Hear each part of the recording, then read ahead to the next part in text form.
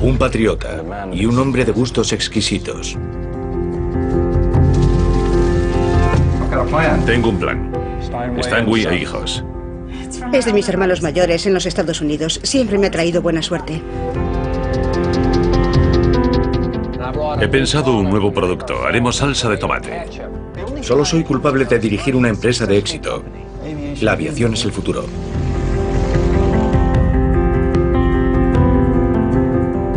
Emprendedores y millonarios.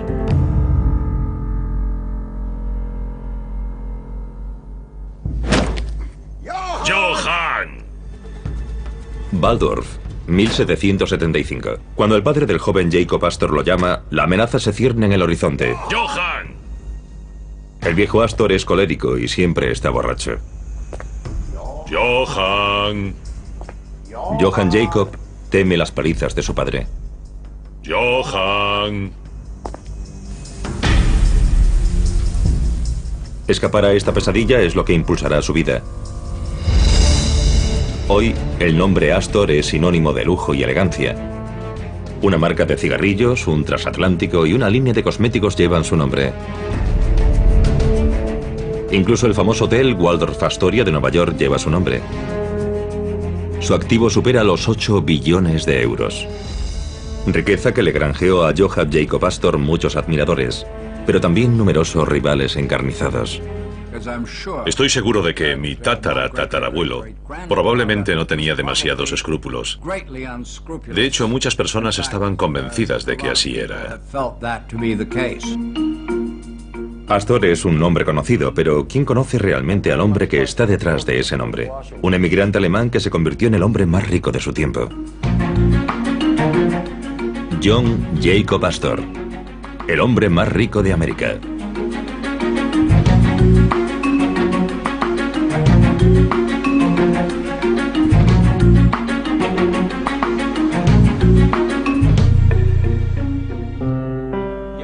¿Johann?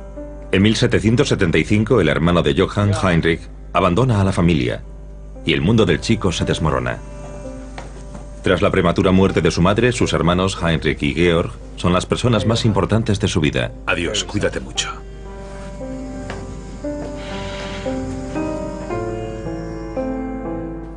El hermano mayor de Astor, George Peter, es el primero de los hijos que se marcha de casa y emigra a Londres. Heinrich es el segundo de los chicos Astor en marcharse y se alista con los soldados hessianos contratados por la corona británica para luchar en la guerra de independencia de los Estados Unidos. En el siglo XVIII, la pobreza se había apoderado de la pequeña localidad de Waldorf, cerca de Heidelberg, Alemania. El padre de Astor es matarife en las granjas vecinas. Sus 9 hijos raramente tienen suficiente para comer. Johann.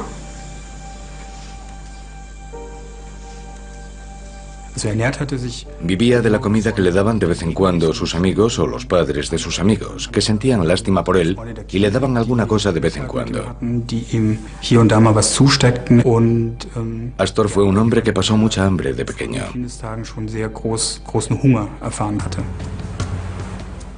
A los 15 años, Johann Jacob Astor consigue escapar por fin de la pesadilla. Empieza a trabajar como barquero en el río Rin, pero su verdadero destino es Londres. La metrópolis a orillas del río Támesis es el centro neurálgico del mundo occidental en aquella época. El joven Astor quiere buscar fortuna allí y responde a la llamada de su hermano mayor, que se ha convertido en un exitoso fabricante de instrumentos musicales en Londres. Johann Jacob Astor comienza entonces su aprendizaje bajo la tutela de su hermano. Aprende los secretos de la fabricación de instrumentos musicales y también rápidamente inglés. Y negocia como nadie con los clientes de las clases altas británicas. Muy bueno. Verdaderamente excepcional.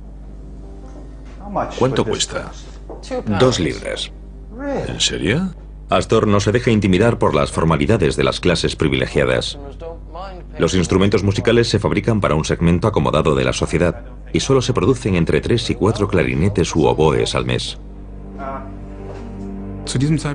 En esta época, Astor ya no tiene problemas económicos. Él y su hermano se complementan muy bien. Su hermano fabrica los instrumentos y Astor los vende. 1783. La Guerra de la Independencia de los Estados Unidos ha terminado. Johann Jacob Astor decide expandir el negocio de los instrumentos musicales al otro lado del Atlántico. Disfruta de una posición económica tan desahogada que puede pagarse el viaje a ultramar y llevar instrumentos musicales consigo. A ambos hermanos se les ocurre el audaz plan de vender instrumentos musicales no solo en Londres, sino también después de la guerra en Norteamérica. En enero de 1784, el joven comerciante se embarca en el velero North Carolina y zarpa desde Londres con destino a Nueva York. Por entonces ya se presenta con el nombre de John Jacob Astor y habla un inglés fluido. El viaje se convierte en una pesadilla. El North Carolina se desvía de su rumbo debido a las fuertes tormentas invernales y a los mares helados. La estancia a bordo se prolonga indefinidamente. Las provisiones empiezan a escasear y los pasajeros tienen miedo. ¿Qué hace? Ponerme mi mejor traje. Si el barco se hunde, me lo llevaré yo. El mar puede quedarse con el resto. Tras un arduo viaje de 16 semanas, el North Carolina se encuentra frente a las costas de Baltimore en marzo de 1784. Poco antes de llegar a su destino, el barco encalla en el hielo. Es un desastre, puesto que las provisiones del barco ya se han agotado y el hambre amenaza a todos los que viajan a bordo. Pero John Jacob Astor no quiere esperar al deshielo como el resto de los pasajeros. La costa está a la vista. Él es el primero y el único en bajar del barco y caminar sobre el hielo hasta Baltimore.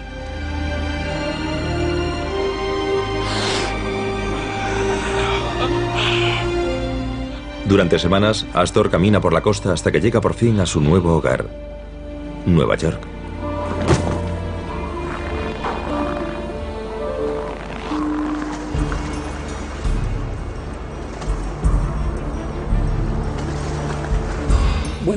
Cuando los Astor llegaron a Nueva York, la guerra y la revolución acababan de terminar. Puede que 3 o 4 años antes. Y él llegó a un pueblo mucho más pequeño que la actual Manhattan. La mayor parte ocupaba la zona que está por debajo de la actual calle Chamber. De modo que era una zona pequeña, aproximadamente unos 2,5 kilómetros cuadrados de la punta sur de Manhattan. Y tenía una población de unas 30.000 personas. Era una zona en la que había una comunidad pequeña, pero en crecimiento, de blancos pobres sin tierra y esclavos. Nueva York todavía era una sociedad esclavista. Muchos dudaban de que Nueva York tuviese un futuro. Así que era una época de gran incertidumbre, pero creo que también de grandes oportunidades para personas como Astor, que estaban dispuestos a intentar cualquier cosa con la que pudiesen ganar $1. Después de la guerra, el hermano de John, Heinrich, se instaló en la zona sur de Wall Street. A la vuelta de la esquina, la taberna que en otro tiempo regentó George Washington sigue todavía en pie. Después de la guerra, el hermano de John Jacob se estableció como matarife independiente y tuvo mucho más éxito que su padre en Alemania. Fräulein, ¿podría decirme dónde vive el matarife? Nueva York, después de la guerra revolucionaria, cuando llegaron los Astor, era una ciudad preindustrial, habitada fundamentalmente por comerciantes, hombres que se ganaban la vida con todo tipo de comercio, comercio a corta distancia, a larga distancia, y había muchos artistas independientes y artesanos que trabajaban con sus propias manos y que eran verdaderamente independientes de los comerciantes. Heinrich. Heinrich. Heinrich.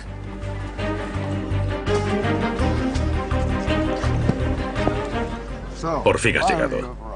Sí, hermano. Ven.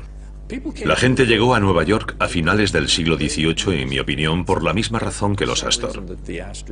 Lo veían como un lugar de enormes oportunidades. Hubo una migración considerable desde Nueva Inglaterra y desde localidades pequeñas de todos los Estados Unidos.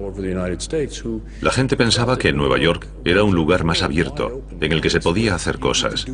Si tenías un poco de energía y un poco de iniciativa, podrías lograr algo más rápidamente. John Jacob Astor aprovechó sus años de aprendiz en Londres. Se convirtió en un vendedor hábil y en un estratega inteligente. En cuanto los instrumentos de su hermano llegaron de Londres, empezó a anunciarlos en el periódico y alquiló espacios para venderlos.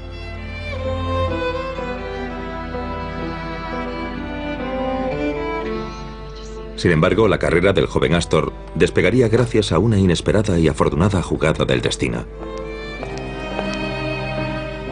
Una mañana el comerciante conoció a la hija de su casera, Sarah Todd.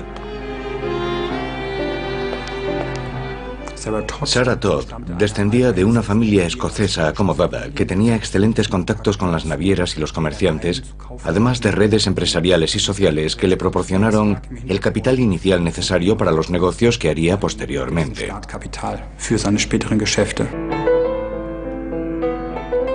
Gracias a una dote de $300, el joven marido pudo abrir su propio negocio poco después. Productos de lujo como pieles e instrumentos musicales de calidad atraían a clientes adinerados a su tienda. ¡Más alto! ¡Más alto a la derecha!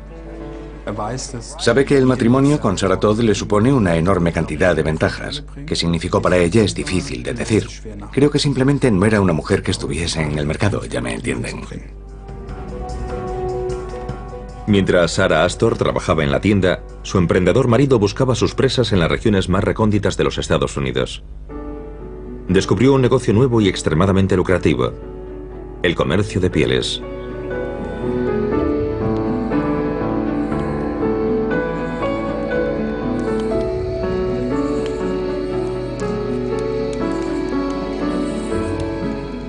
Astor se pasaba varios meses seguidos en los bosques de la frontera canadiense para conseguir pieles que posteriormente vendía en la ciudad.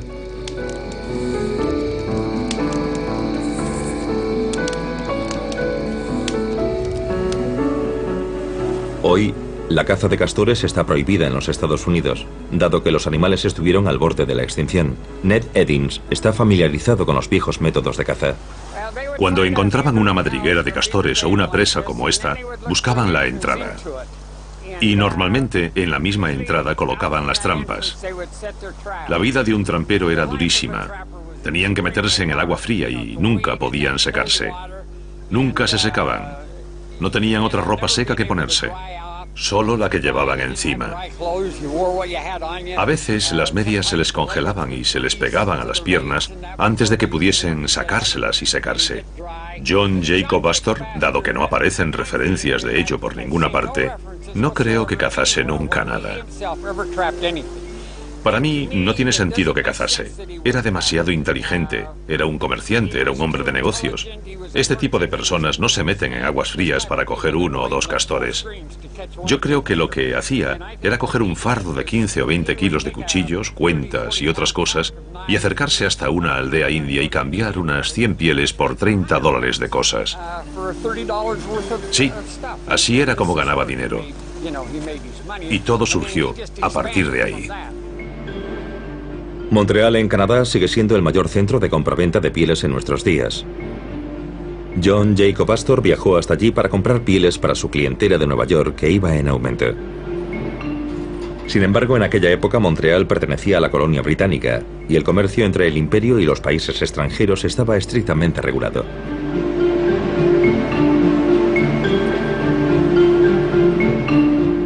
Sin embargo, para importar pieles desde el norte de Nueva York, usó sus contactos. Sus empleados enviaban primero las mercancías a su hermano Georg en Londres, que pagaba los impuestos por las pieles a las autoridades británicas antes de enviar las mercancías ahora declaradas de vuelta a Nueva York.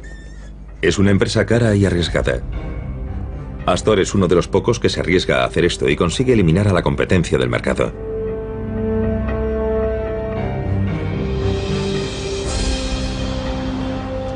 En la esquina de lo que hoy es Broadway y Astor Place se construye una mansión pretenciosa. A estas alturas Astor tiene 4 hijos y la dote de Sarah Todd se ha multiplicado varios cientos de veces. Astor se ha vuelto vanidoso. Me gusta mucho su retrato de George Washington, señor Stewart. Adelante. Yo quiero que mi retrato sea moderno, pero que ejerza un fuerte impacto sobre quien lo observe. El retrato de un empresario de éxito, un patriota y un hombre de gustos exquisitos. Sí, señor. Astor es el típico nuevo neoyorquino. Esto significa que existía la vieja aristocracia neoyorquina de comerciantes ingleses y holandeses, a la que se le sumaron los nuevos comerciantes y dueños de bancos que ascienden rápidamente en el escalafón social debido a su éxito económico. Uno de los cuales es, por supuesto, Astor. Una de las cosas que le distingue de los demás es que intenta crear lugares en los que esta clase aristocrática pueda relacionarse. Para codearse con la aristocracia neoyorquina, Astor organiza fiestas grandiosas, cuyas listas de invitados se convierten en un símbolo de estatus y pertenencia a la élite de gente rica y guapa de la ciudad. Todavía hoy en día, el baile anual de debutantes de la alta sociedad se celebra en el salón de baile Astor. Astor puso mucho interés ya desde el principio en codearse con las esferas influyentes de la aristocracia neoyorquina. Esto significa que al principio se inscribió en la Sociedad Alemana de Nueva York, pero poco después centró su atención en crear una red de contactos norteamericana. En 1790, Astor se une a la legendaria logia francmasónica Logia Holanda número 8. George Washington fue uno de los miembros fundadores. En ella se dan cita todo tipo de clases para crear una élite social. Esta tradición se mantendrá durante generaciones. John Jacob Astor y yo somos como sinónimos. Yo soy masón y John Jacob I fue el cuarto gran tesorero de la Gran Logia del Estado de Nueva York. Es una logia histórica. Digamos que sirves a un dios, pero que no tienes que ser concreto sobre cómo lo adoras. Eso es la masonería. No tiene nada que ver con la religión per se, pero se adora a un dios de una forma libre y única. Hay muchas cosas buenas que te aporta la masonería, como abrirte puertas a personas que de otro modo nunca conocerías, sin ese apretón de manos que te dice que eres masón. Pasan cosas. 1808. La guerra contra Inglaterra es inminente. Por orden del presidente, ningún buque norteamericano puede zarpar de puerto. Sin embargo, el astuto señor Astor encuentra la manera de evitar este problema. Señor Winchon, haré todo lo posible para que vuelva usted a China en uno de mis barcos. No obstante, como no se permite zarpar a ningún buque debido al embargo, he enviado cartas al presidente. Señor Astor, no tengo intención de volver a China en este momento. Pues yo creo que debería. Confíe en mí. Se lo compensaré. ¿Cuánto está dispuesto a pagar? Astor y Winchon traman un plan. El chino se hace pasar por diplomático e invoca su inmunidad diplomática. Gracias a sus contactos masónicos, Astor consigue un permiso para zarpar. Astor es el único comerciante americano que recibe permiso para zarpar con un buque fraudulentamente declarado, cargado hasta los topes con pieles y otros bienes de lujo con destino a China. El beneficio, más de $200.000. Por supuesto, comercia con pieles, con instrumentos musicales de Londres, con juguetes de madera alemanes. Comercia con especias y seda de China, sándalo, opio, armas y municiones. Y por lo tanto no le afectan las fluctuaciones en la demanda de cada uno de esos mercados. Astor se convierte en un actor global. Mercancías de Oriente Próximo, China y Europa viajan hasta Nueva York para venderlas posteriormente en otros países. En 1810, Astor sueña con fundar su propia ciudad. Hasta ahora, los Estados Unidos están formados por apenas un puñado de estados en la costa este. El presidente Jefferson hace campaña por la conquista de la costa oeste. Astor confía en obtener enormes beneficios fijándose en las oportunidades que ofrece para la caza.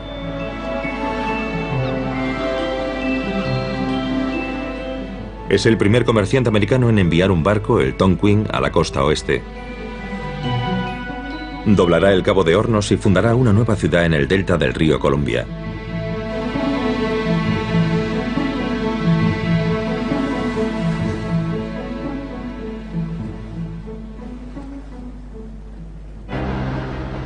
La expedición de Astor está formada por empleados de su American Fair Company, compañía de pilas americana, y comerciantes de pieles ingleses que han sido contratados como refuerzos.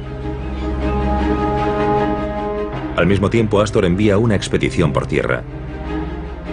Esta establecerá puestos comerciales entre Nueva York y la costa oeste. 9 meses después, ambas expediciones se encuentran en el delta del río Columbia y fundan Astoria, la primera ciudad de la costa oeste de los Estados Unidos. Astor es el primero en responder a la llamada de Thomas Jefferson para establecer algo en el oeste. Y además es también la única persona que tiene acceso a los medios financieros necesarios para poner algo así en marcha. Además, es el único que realmente quiere lanzarse a la aventura. Hoy la pequeña localidad de Astoria cuenta con 10.000 vecinos. Y puede mirar al pasado, a 200 años de historia variada. Durante el último siglo fue centro de las conservas de pescado y famosa por sus gángsters y barrios chinos. Hoy es un lugar tranquilo al que hacer una escapada si nos interesa la historia.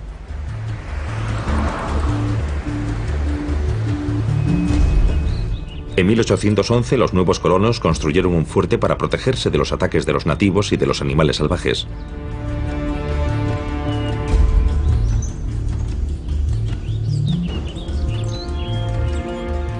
El representante de Astor, Robert Stuart, llegó a Astoria en el Tonquin. Ahora quiere ser el primer hombre que recorra los Estados Unidos de oeste a este. Quiere informar personalmente a Astor de la fundación de Astoria. Esta colina está junto a la bifurcación de Smith, al sur del valle Afton Star, en Wyoming. Robert Stuart y 6 hombres pasaron por aquí en 1812. Bajaron por el fondo de este cañón y siguieron el río hasta arriba. Básicamente siguió lo que se convertiría en la ruta de Oregón. Ahí había un desvío, pero él siguió hasta South Pass y fue el primer hombre blanco que llegó hasta South Pass. Allí hay un camino indio muy ancho. Después llegó a San Luis. Stuart se quedó en San Luis hasta julio y después volvió a Nueva York y se reunió con Astor para ponerlo al día de los progresos de la compañía. La reacción de Astor fue de satisfacción ante los progresos que le comunicó. La mayoría de los comerciantes de piel se quedan en Astoria y el Tonquin continúa navegando hacia el norte por la costa.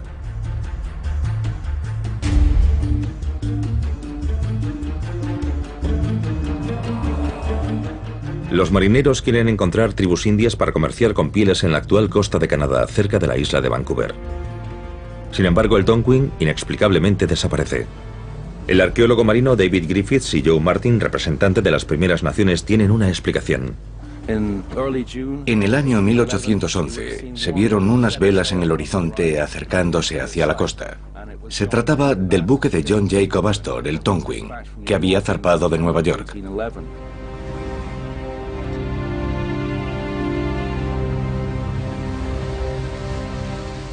Tras llegar con el buque a su destino, la tripulación del Tonquin se encontró con los indios.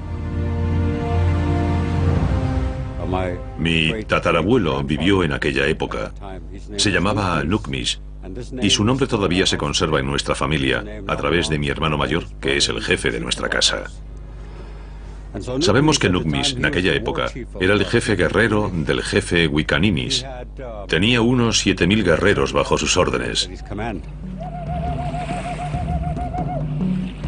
Cuando llegó el barco, muchos de los jefes de la tribu subieron a bordo, entre ellos Nukmis. Los marineros querían cambiar cosas por pieles, por nutrias marinas, así que Nukmis fijó el precio. Se colocó una piel sobre el brazo y les dijo a los hombres que quería 3 mantas, 30 cuentas, 30 botones y 3 cuchillos por cada piel. Este es nuestro precio. E insistió en ese precio. Aquella no era la primera vez que nuestro pueblo comerciaba. Solían viajar hasta Seattle y Vancouver a comerciar con otra tribu india e intercambiar productos. Así que ya sabíamos cómo fijar un precio. El capitán del Tonquin, el teniente Thorne, de la Armada de los Estados Unidos, insultó a uno de los jefes, y en venganza por esa acción, los Tokiat, que era el pueblo que vivía en esa zona, pasaron a la acción.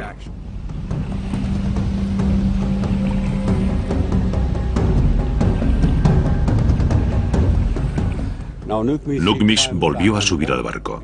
Se colocó de nuevo la piel sobre el brazo y sabiendo que estaban llegando muchos hombres le dijo al capitán: esto es lo que queremos. 3 mantas, 30 cuentas, 30 botones, 3 cuchillos por cada piel. Este es nuestro precio. Cada vez que hablaba, acercaba un poco más la mano a aquel hombre. Sabía que todos sus guerreros estaban en cubierta y repitió el mismo precio. Queremos 3 mantas, 30 cuentas, 30 botones, 3 cuchillos por cada piel. Le agarró por la muñeca y lo tiró por la borda. Esta era la señal para que todos los hombres que estaban en cubierta atacasen y matasen, y así lo hicieron.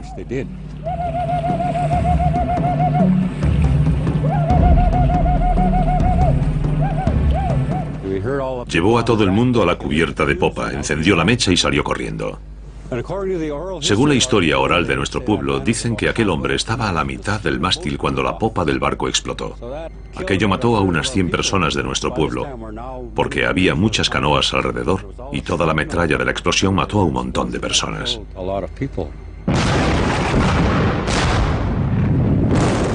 El depósito de municiones del Tonquin se incendió durante el combate y explotó. Aquí terminó su sueño de expansión, su interés en lo que entonces era la zona oeste de los Estados Unidos. En menos de un año, su fuerte fue ocupado por los británicos y el comercio de la piel se acabó. Y todo ello porque 2 culturas chocaron aquí, en este lugar. El Tonquin no dejó restos de su naufragio, pero David Griffiths ha encontrado algunas pistas. Además del ancla en sí, encontramos algunas telas asociadas con el ancla.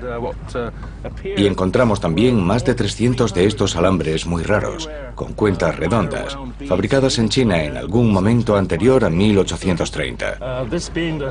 Esta es la mayor colección del mundo de cuentas de este tipo que existe por el momento. Hay referencias a ellas en el manifiesto del buque de los Astor, el Tonquin. Se hablaba de este tipo de cuentas. De modo que esta es una pista más de que en este lugar descansan los restos del Tonquin.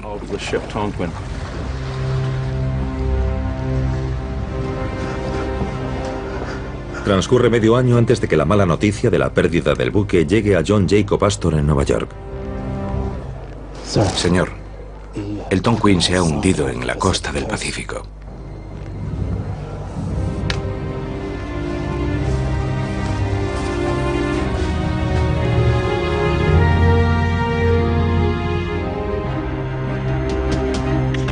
Aunque había enviado a muchas personas a la muerte, Astor no parece afectado. Tiene otras preocupaciones. En 1812 los Estados Unidos e Inglaterra están en guerra. Y él averigua que los británicos han preparado un buque de guerra para conquistar el puesto comercial simbólico de Astoria. Solicita repetidamente ayuda al presidente americano. Pero James Monroe tiene otros objetivos políticos y opta por abandonar Astoria en la costa oeste. Astor quería el monopolio del comercio. Este era su objetivo. Llegó hasta allí y una vez establecido pensaba continuar hacia el noroeste. Compartiría el mercado mientras tuviera que hacerlo hasta que se quedase solo porque tenía mejores líneas de suministros. Pero él quería el monopolio y el gobierno no podía apoyarle por este motivo. John Jacob Astor equipa un barco mercante con cañones. Si se considera un patriota, luchará por América. No podemos hacernos a la mar, señor Astor. Los británicos han bloqueado el puerto. Luche por América. Luche.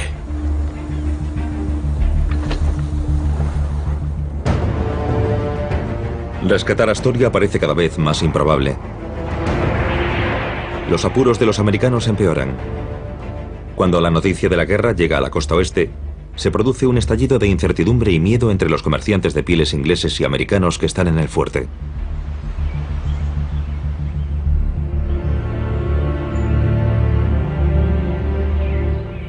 Por supuesto que se desata el pánico y hay disputas.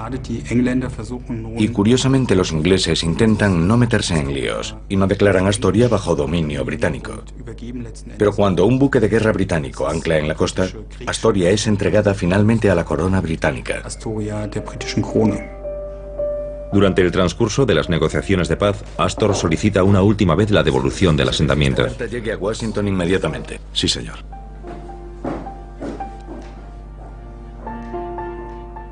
Pero el bando americano no quiere poner en peligro la paz. Astoria está perdida. Aunque la paz entre Inglaterra y los Estados Unidos también ofrece nuevas oportunidades. El comercio en la frontera americano-canadiense prospera, y Astor concentra su negocio una vez más en el este. La pequeña isla de Mackinac, en los Grandes Lagos, es ahora el nuevo centro del comercio de pieles. Mackinac era importante para el comercio de pieles porque estaba en el centro de las vías fluviales. Las pieles que se cazaban durante el invierno al oeste de aquí llegaban incluso hasta el este, hasta el estrecho de Mackinac. Los viajeros que llegaban en canoas llenas de mercancías para comerciar procedían de Montreal y posteriormente de Nueva York. Aquí era donde los proveedores de pieles se reaprovisionaban de mercancías para intercambiar y desde aquí volvían a la naturaleza para pasar otro invierno. Y aquí se llenaban grandes canoas con pieles y se enviaban de vuelta a Montreal y Nueva York. Los elevados márgenes de beneficio hacían cada vez más atractivo el comercio de pieles. Astor se enfrentaba a varios rivales. John Jacob Astor estableció la filial del departamento norte de la American Fur Company en Isla Mackinac. Y había un director residente que vivía en la isla, era Robert Stuart. Y la casa en la que vivía todavía está en pie en Market Street, al igual que el almacén donde se procesaban las pieles.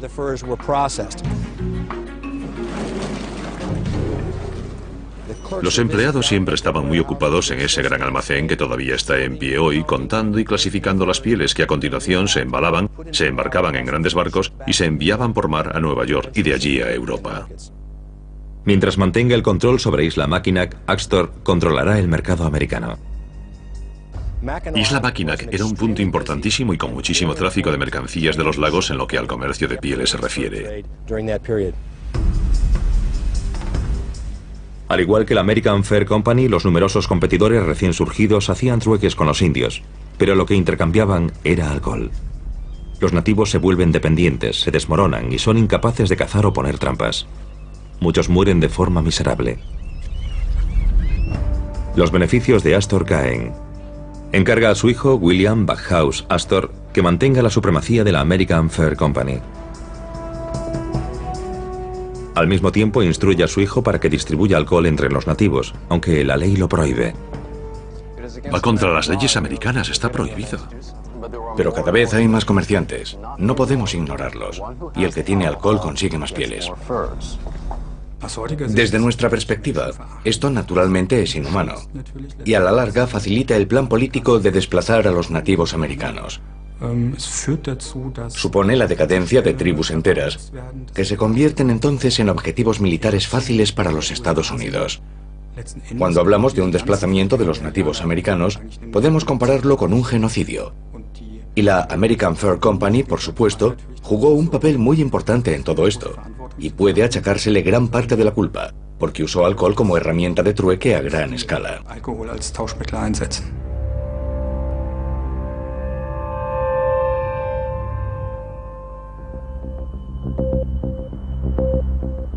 Antes de que la demanda mundial de pieles se desplome y la mayoría de los animales se extingan, Astor vende la American Fur Company y traza nuevos planes. 20 años después del final de la Revolución, Nueva York se encontraba en buena posición para ser un centro muy dinámico del desarrollo capitalista en los Estados Unidos. El canal del Erie, que se construyó en 1825, conectó Nueva York con el resto del interior de los Estados Unidos. De modo que Nueva York dio un tremendo salto hacia adelante como consecuencia de todas estas actividades. Así que en la década de 1830 y 1840 era fácilmente la ciudad más grande, más espectacular, más emocionante de los Estados Unidos. Astor entra en el mundo inmobiliario. Se pueden comprar propiedades baratas y alquilarlas. A la conclusión del período de alquiler, todos los edificios construidos en la parcela siguen siendo propiedad del dueño de la finca. Es un negocio lucrativo. Al principio, Astor se muestra muy precavido a la hora de comprar parcelas individuales. Pero enseguida descubre que prácticamente sin esfuerzo, sin buques mercantes ni riesgo, puede hacer dinero rápidamente reinvirtiendo los beneficios del comercio con China y de las pieles en el siglo XIX en propiedades inmobiliarias, que son baratas. Porque nadie cree que la ciudad vaya a expandirse y a crecer hasta tal punto. Él comprendió que Nueva York estaba creciendo y cómo aprovecharse de ese crecimiento. Porque podías comprar una propiedad al norte de la ciudad, muy lejos del centro, por ejemplo en Greenwich Village. Hoy para los neoyorquinos eso es el centro de Nueva York, pero en aquella época apenas eran unas granjas en las afueras de la ciudad. Pues si podías comprar tierra en Greenwich y esperar unos años, entonces de repente la ciudad llegaría hasta allí. y tu inversión valdría muchas veces lo que habías pagado. Una ciudad moderna debe ser como Karlsruhe o Mannheim. Mannheim es una ciudad contemporánea. Astor quiere convencer al alcalde Dewitt Clinton de que Nueva York debe convertirse en una ciudad moderna. Es importante para los dueños de propiedades que no se creen zonas buenas o malas, sino el mayor número posible de zonas con un valor semejante.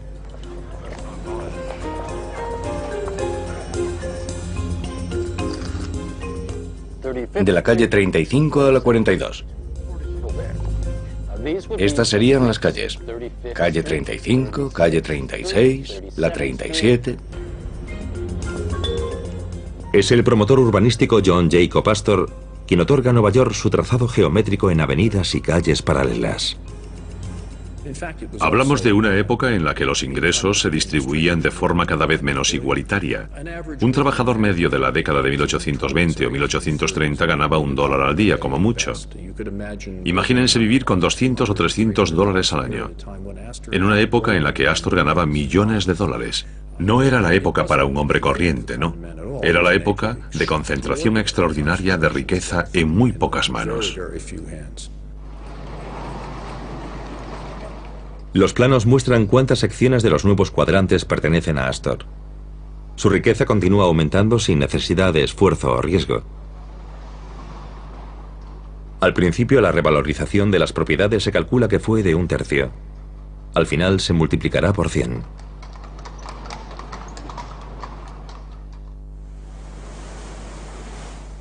Durante la década de 1830, Astor viaja varias veces a Europa. Solo evita a Waldorf, la aldea donde nació, y lo hace de forma consciente.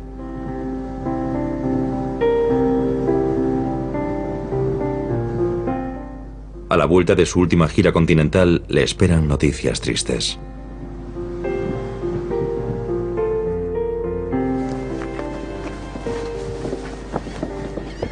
Señor Astor, bienvenido de nuevo a América. Tengo malas noticias para usted. En primer lugar, su esposa murió hace una semana. Su hermano también ha muerto.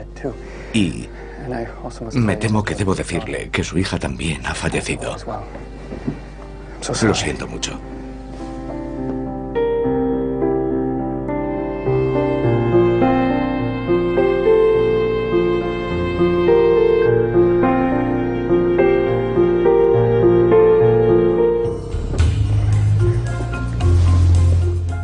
Un testigo dijo que jamás había visto a Astor tan abatido como aquel día.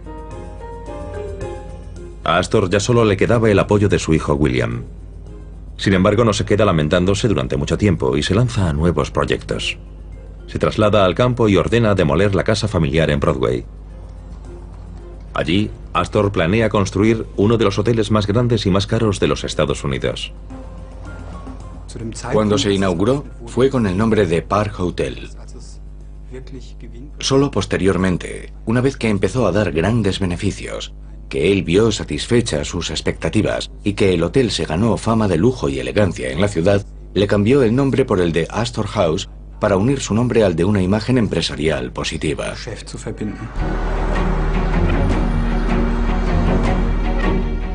Hoy el Waldorf Astoria, tras numerosas reubicaciones, sigue situado en el centro de Manhattan. Ya no pertenece a los Astor, pero su reputación sigue siendo inmaculada. Aparte de la Casa Blanca y de Camp David, el hotel es el tercer lugar de los Estados Unidos en el que el presidente recibe a los dignatarios de Estado. En vida de Astor, los periódicos informaban cada día de quién se alojaba en el hotel. Alguien que podía permitirse pagar tanto para alojarse una noche tenía que ser importante. Mientras dentro del hotel los ricos del mundo llegaban y se marchaban, la situación fuera del establecimiento a comienzos del siglo XIX se caldeaba.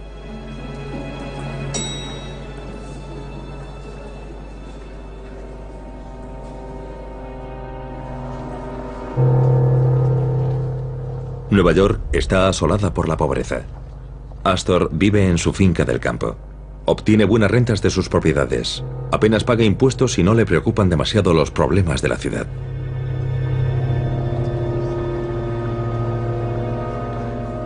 En la década de 1820, Nueva York era famosa en todo el mundo por un barrio conocido como Los Cinco Puntos, que se encontraba un poco al norte y un poco al este de donde se encuentra actualmente el ayuntamiento. Los Cinco Puntos era uno de los peores barrios de chabolas del mundo occidental, y eso según Charles Dickens y otros que caminaron por él. Vivían allí personas que habían llegado a Nueva York desde lugares como Irlanda y que eran desesperadamente pobres. No tenían un lugar donde vivir, la ciudad no disponía de infraestructuras para acomodar a tanta gente. La densidad de población de Nueva York desde la llegada de Astor ha aumentado de modo considerable. Originalmente había 30.000 residentes. A estas alturas la metrópolis cuenta con 500.000. La situación se está deteriorando gravemente. En 1837, el mundo sufre una depresión económica que se inicia en Londres y se propaga por el continente europeo. Y desde 1837 hasta principios de la década de 1840 se ceba en los Estados Unidos, lo que lleva a mucha gente de los estados del este, donde la depresión estaba más extendida, a empaquetar sus cosas y embarcarse en las famosas caravanas a Oregón.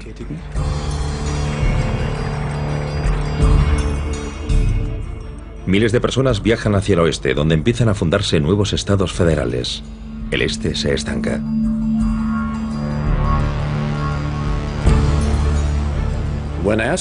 Cuando Astor llegó, los Estados Unidos se extendían solo por la costa este. No llegaban siquiera a los Apalaches.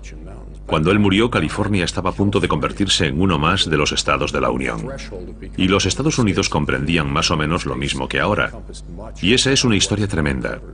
Es una historia tan extraordinaria como el crecimiento de la propia ciudad de Nueva York, que en tiempos de Astor, cuando él acumuló su fortuna inmobiliaria, era un lugar abierto, era una especie de atmósfera del salvaje oeste. Y lo único que importaba, básicamente, lo único que importaba, era la palabra personal de un hombre.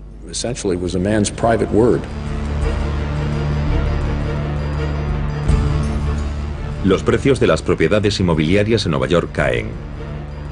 Los inquilinos se marchan o dejan de pagar. La inflación ataca al capital de Astor. Él ve una oportunidad en esta crisis económica, en lugar de una derrota, y compra más propiedades. Y eso, después de la crisis, le reportará muchos beneficios. Todos los Astor han hecho dinero con las propiedades inmobiliarias, y yo también.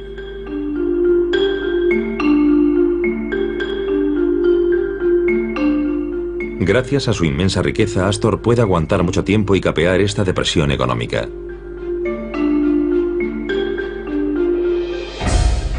Miles lo han perdido todo, y Astor emerge victorioso. Astor no era nada emotivo, era muy racional. Siempre sabía cuándo era el momento adecuado para hacer negocios y cuándo era hora de retirarse. Charles Dickens creó el personaje de Scrooge de su relato Cuento de Navidad, basándose en John Jacob Astor. I don't make merry myself at Christmas. I can't afford to make a lot of idle people merry. I help to support the institutions we've just mentioned. They cost enough. People are badly off, they'd better go there. Many can't go there. Many would rather die. Well, if they'd rather die, they'd better do it. Imagino que le rodeaba un aura de frialdad, que indujo a sus contemporáneos a escribir de él que era una persona sin emociones, avariciosa, tacaña e incluso despiadada. Estoy seguro de que mi tatarabuelo probablemente no tenía demasiados escrúpulos. De hecho, mucha gente lo pensaba.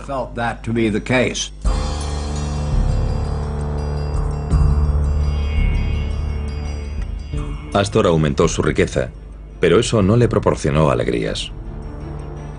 Es un hombre de cifras y hechos.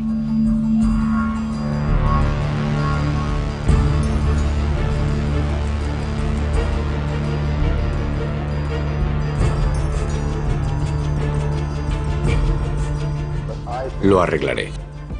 Confíe en mí. Le compensaré. En su finca de Hellgate, se rodea de artistas y escritores.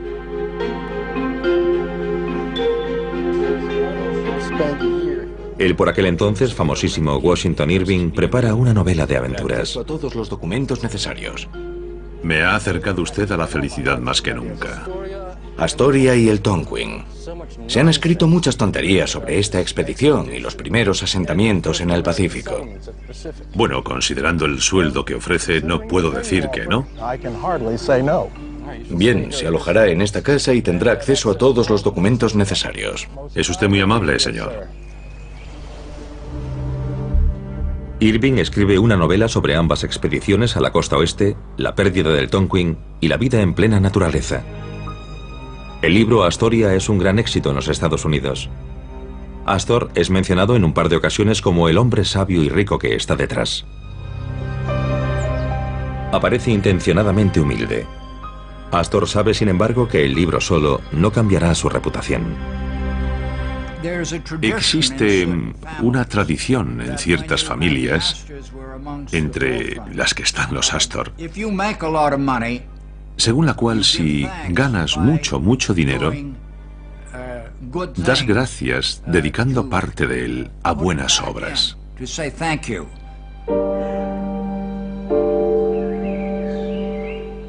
Astor dona dinero para una misión en Waldorf, su localidad natal. La suma de $500 en oro supone tanto en Alemania que la misión puede construirse y gestionarse simplemente con los intereses. Pero Astor también quiere erigir un monumento en los Estados Unidos para la posteridad. Una biblioteca. Done una biblioteca pública a la ciudad de Nueva York, como las que hay en Londres o en París. Llevará su nombre.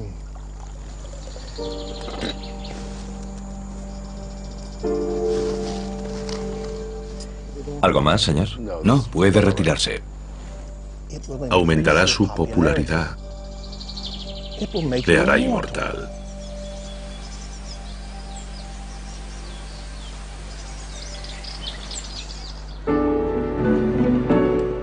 Astor envía a un agente a Europa para comprar libros valorados en varios centenares de miles de dólares. La Biblioteca Astor será un monumento a su persona y a la democracia estadounidense. Uno de sus exdirectores, Barton Gregorian, aprecia el valor único de esta donación. Es la única biblioteca, y los europeos no lo entienden, en la que puedes entrar sin tener que mostrar un carné, y en la que nadie te pregunta quién eres, porque no puedes sacar libros. También tiene servicio de Internet, así que puedes sentarte allí y conectarte con el resto del mundo, y sin pagar nada, porque alguien paga por ti. El concepto era que aprender tenía que ser gratis.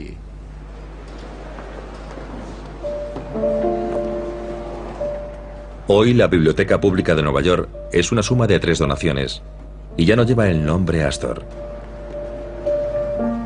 La familia Astor financia la biblioteca, que a día de hoy sigue funcionando casi totalmente sin fondos públicos. Es el legado más grande y más visible de John Jacob Astor, que no llegó a ver cómo se inauguraba. En 1848 Astor tiene 85 años. Sus criados le mecen periódicamente cada día para que su cuerpo haga algo de ejercicio. 5 días antes de su muerte ya no puede hablar. Y poco después deja de respirar.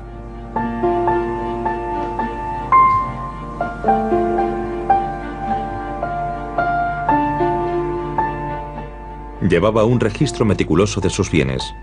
Acumuló $20 millones en propiedades y cuentas a lo largo de su vida.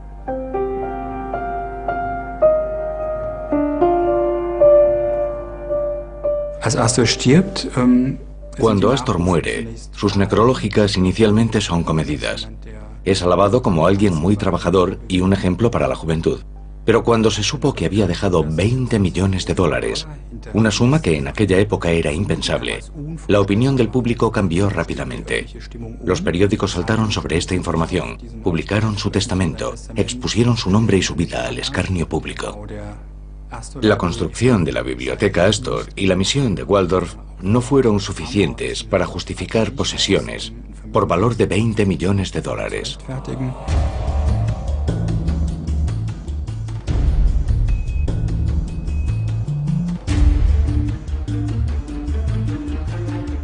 Durante más de 150 años, los Astor han influido en la alta sociedad de Nueva York.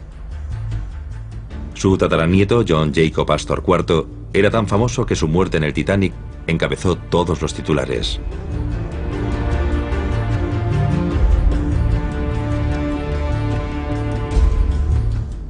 En 1912 el rico heredero regresaba de su luna de miel. Su mujer, Alice Astor, está embarazada y es rescatada. Y nace Vincent Astor.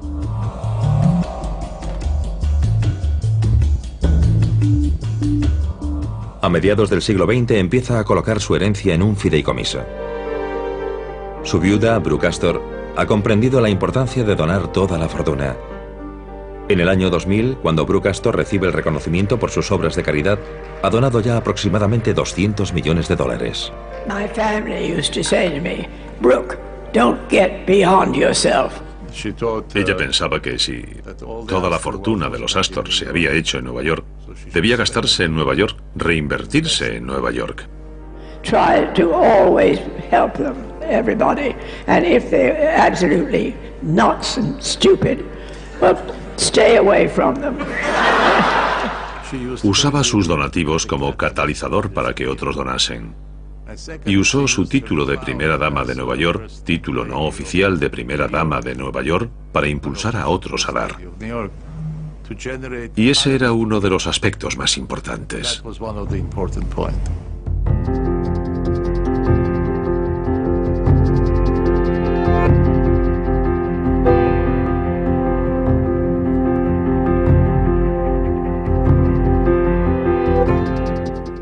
Los Astor son así. No desaparecerán. Su tradición perdura.